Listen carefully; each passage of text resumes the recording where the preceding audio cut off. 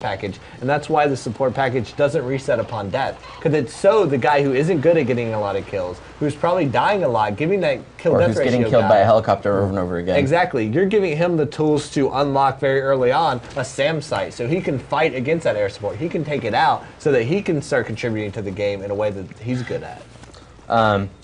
Twitter user 3D Gaming X asks, he wants to know, is this a good game for new users to the Call of Duty world?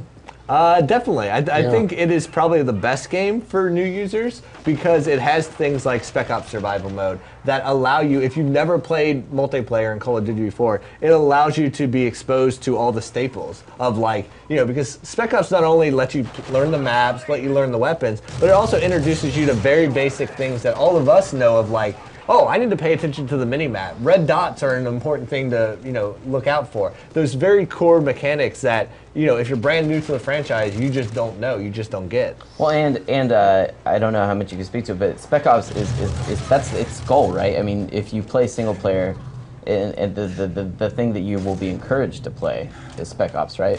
Like, isn't that how it works? It's a good, if you are new to it, it is a great bridge to multiplayer, but in and of itself, I mean, somebody could just buy the game and play Spec Ops with, think about 32 maps in total with 16 on mission and 16 in survival mode.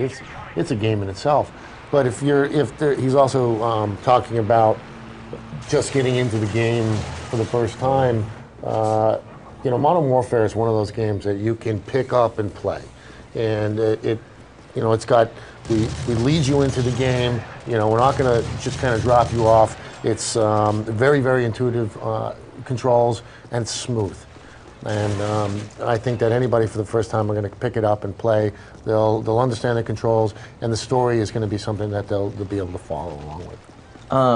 Yeah, well, since you sound like you may be new or you may know someone new, 3D Gaming X, you're getting a copy of Modern Warfare 3. For your platform of choice. So hopefully if you are new, you can play, or if you know someone that's new, hook them up so that we can get more people playing. That's nice. So it wasn't just based on a name.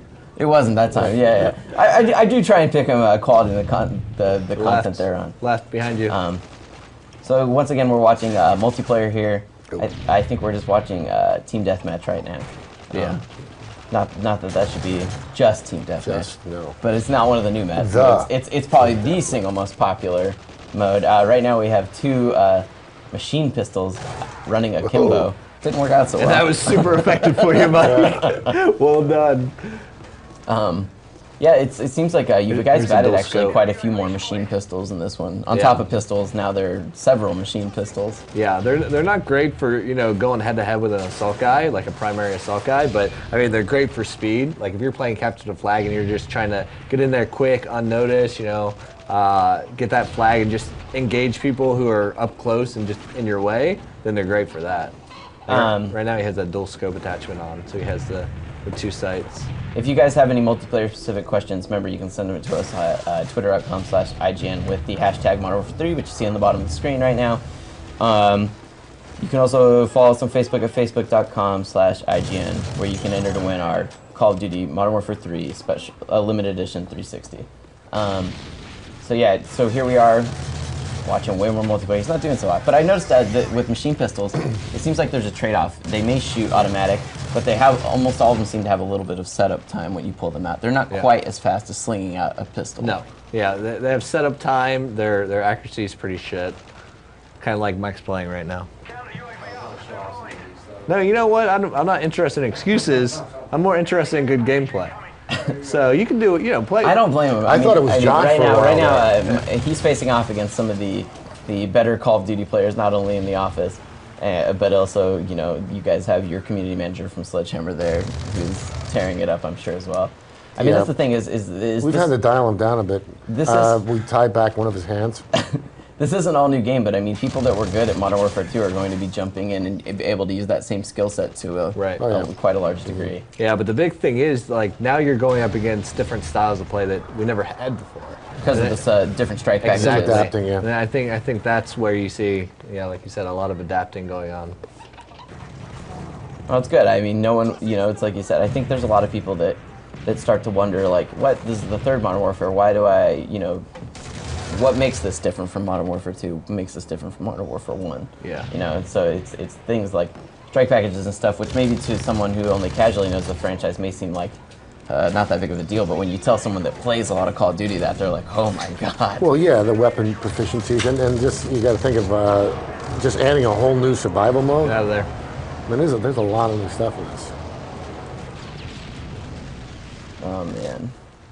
Airstrikes still coming in from the very first game. Still way too effective. I also know that you guys have changed sort of the damage graphic too. I mean, the way that, you know what I'm saying, the way the damage is displayed is you take damage on the HUD. Yeah. Yes. It seems like it's been dialed back a little bit to be a Yeah. little less visually. Less jellyfish. yeah. Yeah, it looked like there were times when you didn't, if you were getting hammered, you didn't know what you were looking at. Yeah, we're always looking at stuff like that whenever we're designing of how we can tweak it. There you go, nice. We go through every inch of the game, from every HUD to every menu, every character, everything, and try and give it a fresh coat of paint. Oh, if it makes nice. sense. So I don't know if Robert, maybe you can speak more to this, or I'm sure you know too, Glenn, from working on it. Was the story of Modern Warfare 3, was that written all at once? Like they knew start to finish when the first game was conceived that it would, turn into this 3-part thing? No, and not with at the story all. arc? No. Oh, okay. That I do know, yeah.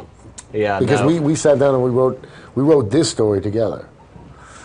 So then, kind of in line with that, the Twitter user Rocker31067 asks, have you guys developed any ideas that would be good for a future COD game while making Modern Warfare 3? Like, does that ever come to play? Like, all of a sudden you start playing this and thinking, like, well, wow, if we're taking it here, maybe it could go into, this direction or this direction. But I don't know about story-wise, but mechanics and features. Yeah, I think from every aspect, each individual designer as they're making out, building out their levels and stuff, they're making little mental notes like that of stuff they'd like to see or being inspired by stuff, and then that's the kind of stuff that when we finish the game, we sit down at the end of the day once the game's launched and we pull all those little mental notes together.